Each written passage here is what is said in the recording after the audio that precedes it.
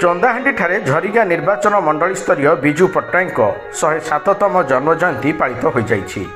एही अवसर में नवरंगपुर मान्यवर सांसद श्रीजुक्त रमेश चंद्र माझी, झरिगार मान्यवर विधायक प्रकाश चंद्र माझी, चंदाहांडी ब्लॉक अध्यक्षा सुमित्रा पुजारी, झरिगा ब्लॉक अध्यक्ष दुर्गा प्रसाद माझी, सांसदों प्रतिनिधि प्रियरंजन दास, विधायकों प्रतिनिधि रामधर माझी, चंदाहांडी ब्लॉक बीजेडी सभापति गौरहरि नायक, झरिगा ब्लॉक सभापति टीकाचंद माझी, विजु जनता दलर वरिष्ठ युव महिला छात्र समस्त कर्मकर्ता उपस्थित थिले।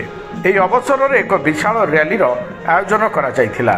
ବିଜେଡିର ସମସ୍ତ ନେତା ଏବଂ କର୍ମୀ ମିଳିତ ଭାବରେ ବିଜୁ ବାବୁଙ୍କ ନୀତି ଆଦର୍ଶରେ ଅନୁପ୍ରାଣିତ ହୋଇ କାମ କରିବାକୁ ଶପଥ ନେଇଥିଲେ।